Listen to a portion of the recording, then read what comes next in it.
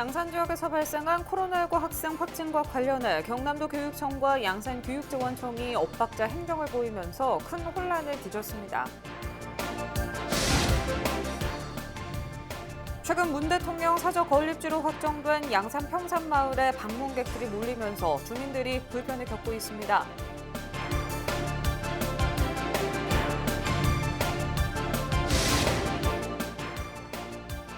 올해 통합 10주년에 맞는 창원시가 지난 2년간의 시정 변화와 성과를 발표했습니다. 반환점을 앞둔 허성무 창원시장의 성과와 한계를 짚어봤습니다.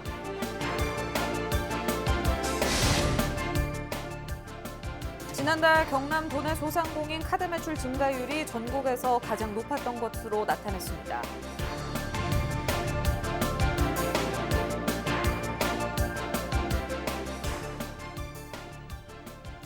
네, 시청자 여러분 안녕하십니까? 헬로티비 뉴스 경남입니다. 양산에서 학생 확진자와 접촉자가 나온 이후 양산 지역 30개 학교 선생님과 학부모들은 혼란의 연속이었습니다. 원격 수업 전환과 등교 번복이 하루 사이 벌어지면서 생긴 일인데요. 코로나 시국 경남교육의 컨트롤타워 공백에 아쉬움이 보입니다. 보도에 권정숙 기자입니다. 양산 지역 학부모들에게 지난 한 주는 불안의 연속이었습니다. 학생 확진자의 접촉자까지 나왔지만 3일간의 원격 수업이 시작된 지 하루 만에 다시 등교하라는 안내를 받았기 때문입니다. 30개 학교 40여만 명이 넘는 학생과 학부모, 교직원들이 겪은 일입니다. 좀 당황스럽더라고요. 저는 또 이제 워킹맘이라서 제 미래 애들한테 그렇게 단둘이 해야 될 게 있는데 하루 전도 아니고 그날 뭐 오후도 아니고 밤 8시 넘어서 갑자기 학교를 등교를 한다고 하니까 조금 걱정도 되고 그렇더라고요. 그러다 보니 모든 화살은 최일성 교사에게 돌아왔습니다. 늦은 밤까지 원격 수업을 알리고 수업 자료를 만든 것도 헛수고 이튿날 핸드폰으로 전해진 등교 안내 문자는 기운을 빼놓습니다.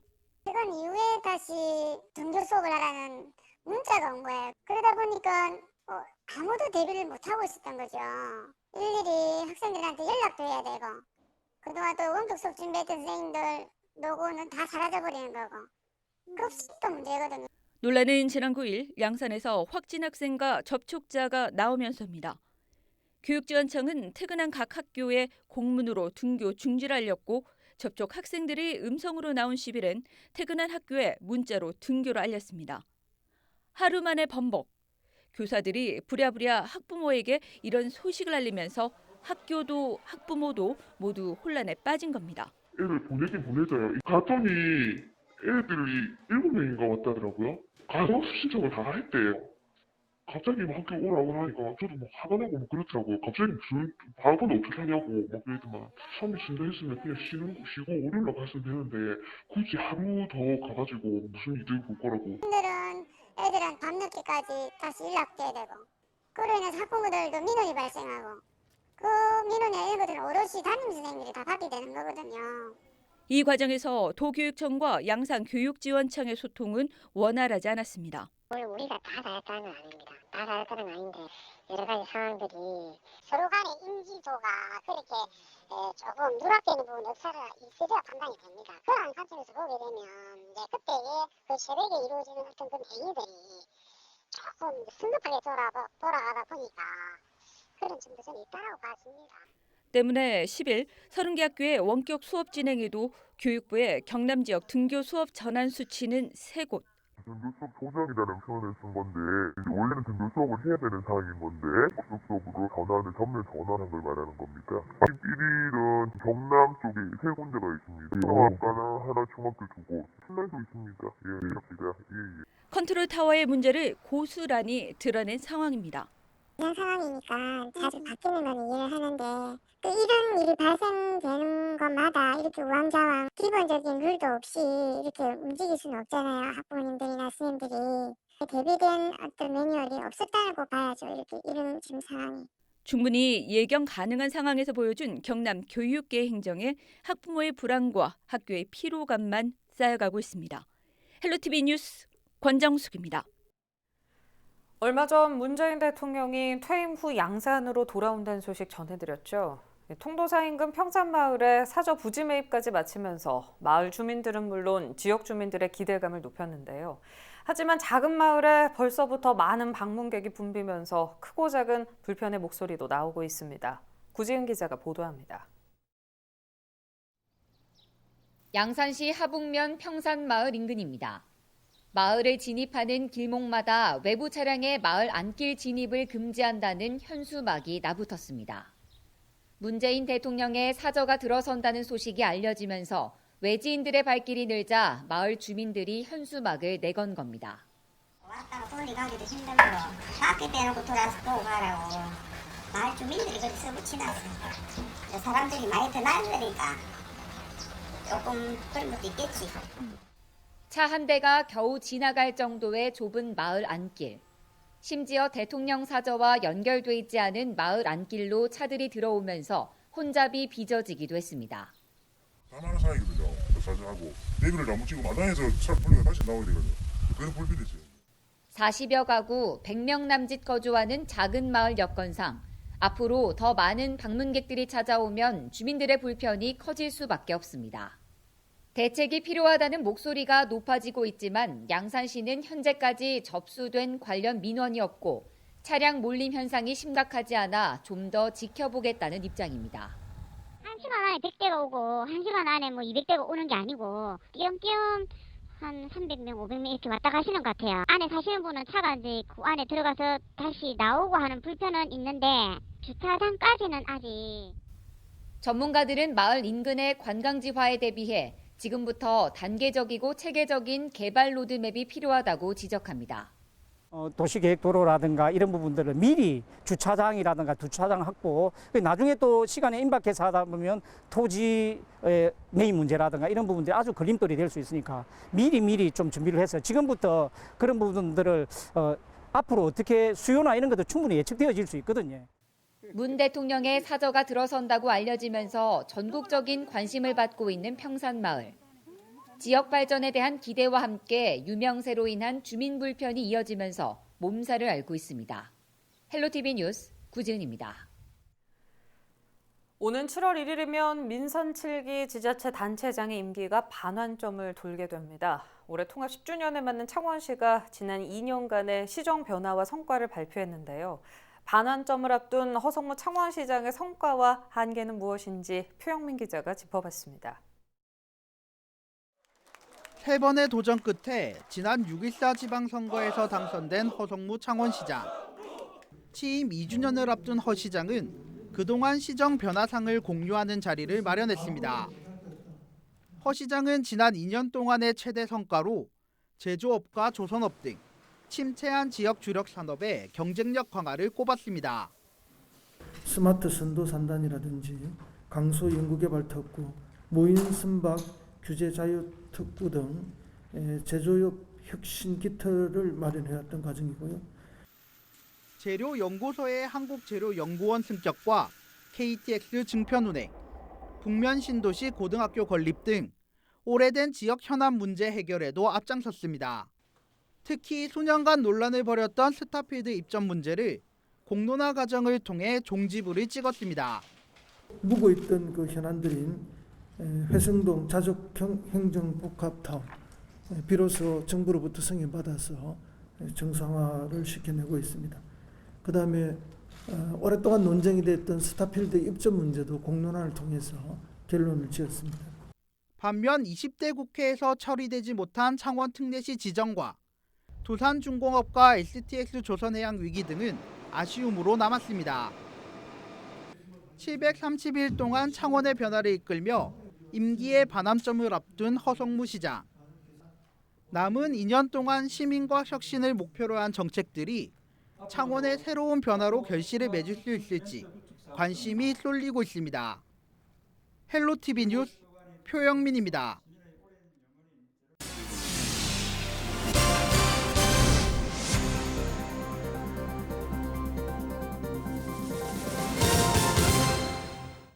창원 지역 대부분 기업이 코로나19 여파로 상반기 매출이 감소한 것으로 나타났습니다.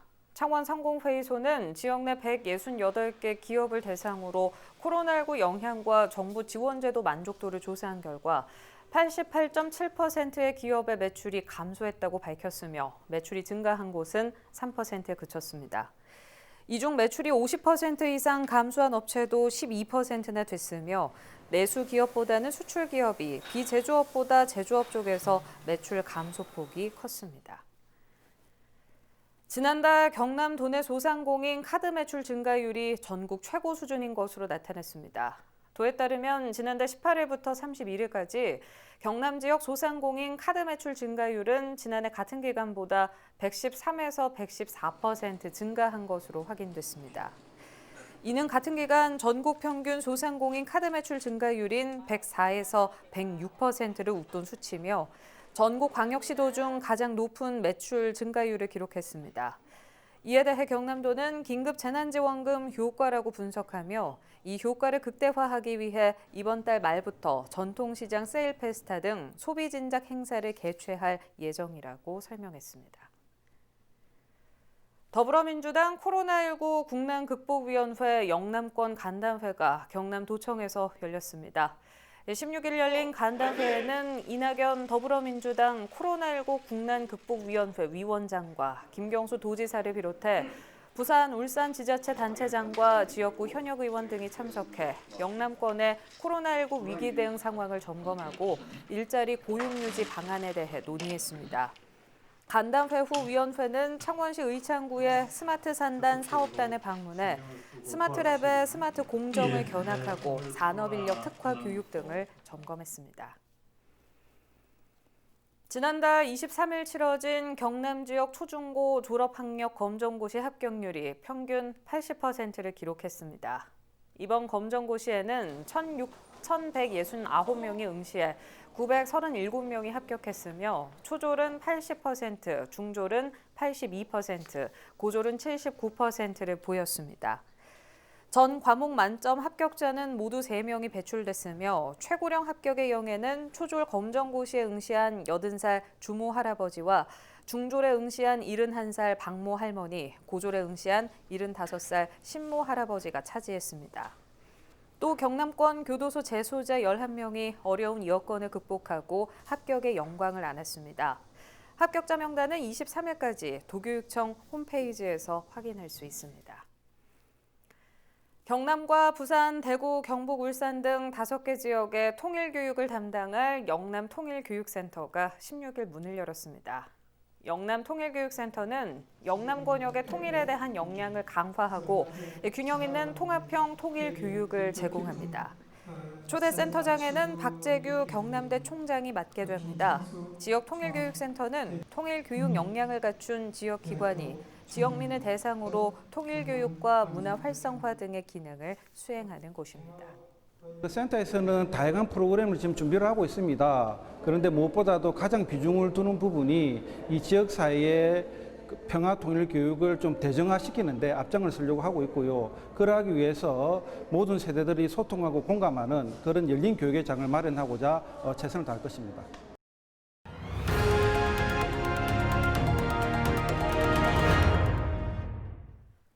경남도는 출장여비를 부정으로 수령한 도청 소속 공무원 10명을 경남지방경찰청에 고발했습니다. 이들은 지난 2017년부터 올해 4월 사이 부정한 방법으로 출장여비를 수령한 혐의를 받고 있습니다. 도는 지난 4월 경남도 농업기술원을 대상으로 실시한 종합감사에서 이를 적발했다고 전했습니다. 한편 경남도는 경찰 고발과 별도로 출장여비 부정 수령에 연관된 공무원 10명으로부터 부정 수령금 전액을 환수하고 징계 조치할 예정이라고 설명했습니다. 건축업자의 외제차에 들기름을 뱉은 60대에게 항소심 법원이 무죄를 선고했습니다. 창원지법은 16일 재물 손괴 혐의로 재판에 넘겨진 67살 A씨의 항소심에서 벌금 100만 원을 선고한 1심 판결을 파기하고 무죄를 판결했습니다. 항소심 재판부는 들기름이 마감 처리된 자동차를 상하게 했다고 상식적으로 납득하기 어렵다고 판시했습니다. A씨는 2018년 9월 자신의 집에 생긴 하자를 보수하지 않은 것에 화가 나 건축업자의 BMW 차량에 입으로 들기름을 뱉었고 건축업자가 얼룩 수리비 270여만 원을 주장하면서 1심에서 벌금 100만 원을 선고받았습니다. 16일 오전 8시 37분쯤 남해 해상을 지나던 홍콩 선적 화물선에서 청소를 하던 20대 중국인 선원이 창고 아래로 떨어졌습니다. 통영해양경찰서는 충격으로 머리 등을 다친 중국인 27살 A씨를 헬기를 이용해 병원으로 이송했지만 끝내 숨졌다고 밝혔습니다. 해경은 A씨가 18m 높이의 창고를 청소하다 파도로 선체가 흔들리면서 추락한 것으로 보고 정확한 사고 경위를 조사하고 있습니다. 조업 중인 어선에서 불법 체류 외국인 선원 6명이 해경에 붙잡혔습니다. 통영해양경찰서는 지난 15일 오후 7시 30분쯤 통영 욕지도 인근 해상에서 조업 중인 어선 2척을 검문하는 과정에서 불법 체류 중이던 베트남 국적의 외국인 6명을 검거했다고 밝혔습니다. 또 불법 체류자들을 태운 어선 선장 56살 A씨와 40살 B씨도 함께 검거됐습니다. 해경은 불법 체류 외국인 6명을 출입국 관리법 위반 혐의로 창원 출입국 외국인 사무소로 신병을 넘겼습니다. 창원시 마산 하포구 구산면에 오는 2022년 대규모 온천단지가 조성됩니다. 창원시와 주식회사 창원스파랜드는 16일 업무 협약을 맺고 구산면에 400억 원 규모의 온천단지를 조성하고 신규 인력 200명 고용을 약속했습니다. 조성될 온천단지는 연면적 16,500제곱미터, 지하 1층, 지상 4층 규모로 목욕시설과 휴게 음식점 등을 갖출 예정입니다. 창원시는 이번 협약을 통해 새로운 일자리 마련과 지역 내 관광 활성화에도 활력을 불어넣을 것으로 기대했습니다. 밀양시와 LH 경남지역본부가 삼문동 도시재생 뉴딜 사업을 위해 손을 잡았습니다. 16일 오후 밀양시는 삼문동 도시재생 뉴딜 사업의 총괄 사업관리자로 LH 경남본부를 지정하고 업무 협약을 체결했습니다. LH 경남본부는 삼문동 도시재생 사업 중 도시재생 현장 지원센터 운영 등 거점 개발 사업을 위탁받아 추진할 예정입니다. 밀양시는 삼문동 구도심 일원 도시재생 뉴딜 사업에 대해 오는 29일 정부 공모를 신청할 계획입니다. 경남도가 행정안전부 공모사업에 선정돼 특별교부세 5억 원을 지원받게 됐습니다.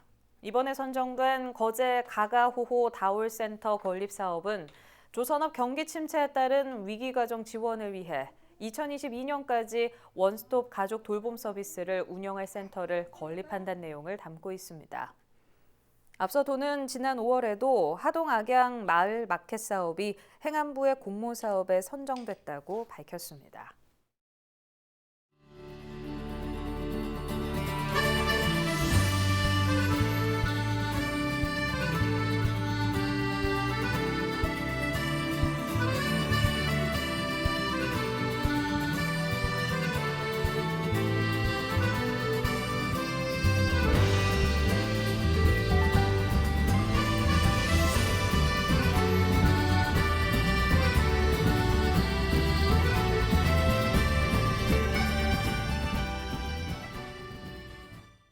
날씨입니다. 수요일 대체로 흐리겠습니다.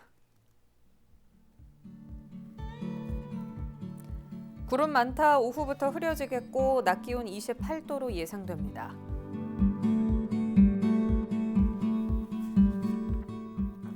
주간 날씨입니다. 목요일 비 소식 있습니다. 저녁까지 내릴 것으로 예상되며 이후는 맑은 날씨가 이어지겠습니다.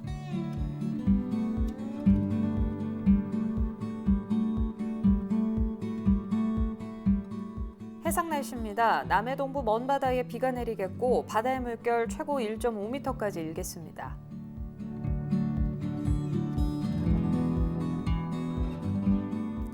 흐리지만 자외선은 강합니다. 외출 짧게 하길 권장하며 식중독 지수가 높아 음식을 오랜 시간 상온에 방치하는 것은 자제하셔야겠습니다.